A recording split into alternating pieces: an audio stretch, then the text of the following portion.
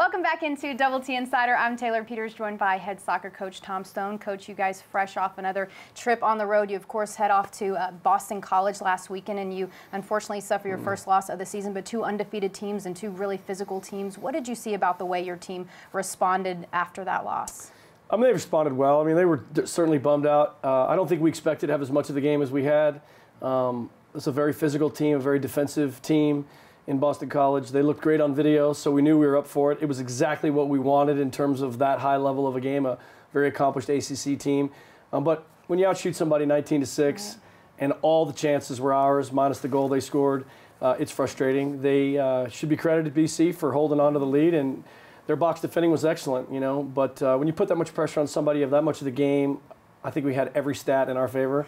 But like soccer and hockey, sometimes you can play really well, but if you don't have that final piece, that finishing piece, which is what kind of went away on that game, you know, it ended up costing us. All right, you had mentioned the finishing pieces. I mean, what was the message that you gave to your team just about being able to capitalize on putting yourself in the right position at the right time to get the goal? You know, it is a process, although that's a cliche. It's true. We're pretty young still in our front five. There's two things, though. You either put your team in position to score, and if you're not doing that, you got real issues.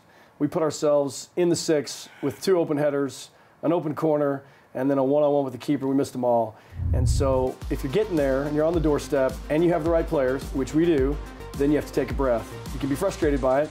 You can be disappointed by it, but it's not time to abandon the game plan or make massive changes. We have some great goal scorers on our team. They scored last year as freshmen and sophomores, and they'll score this year as sophomores and juniors. So it's really just a matter of continue to show them, hey, look, you're in these positions. Look how easily you worked your way through the other team, and just a little more composure, a little more maturity in that final 15, 20 yards. Unfortunately, now you guys are looking at a homestand this week in Florida International on Friday night, and then, of course, Oregon State on Sunday. But I want to talk about that Friday night match because you guys decided to make that your senior night. And normally, it's one of the last conference home games, but why did you want to change that up this year? It's just the way the schedule played out. You want a big weekend for families to honor the seniors, to maybe get 2 games out of it. And we don't have a whole lot of double games. There's also a football game.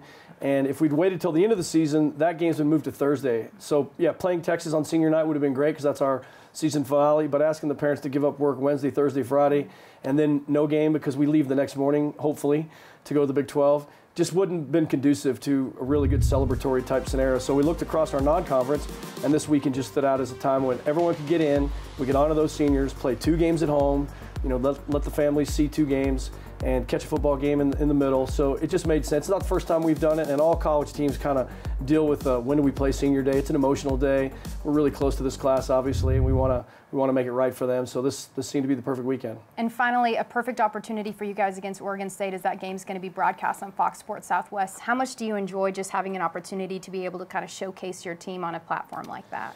Well, we love it. You know, obviously, if you play well, it's a double bonus because everybody sees you play well. And getting a Pac-12 team in here, I don't think Oregon State's ever been to Texas Tech before. We're going to head back out there in the next couple of years, so we're going to build that relationship. And we're looking forward to a Friday night game that we know is going to be wide open and a Sunday game against a Pac-12 team that's going to be loaded with athletes. And, you know, I think they've been on the road quite a bit, so they're probably used to it now. And it's a great 2-game stand for us. All right.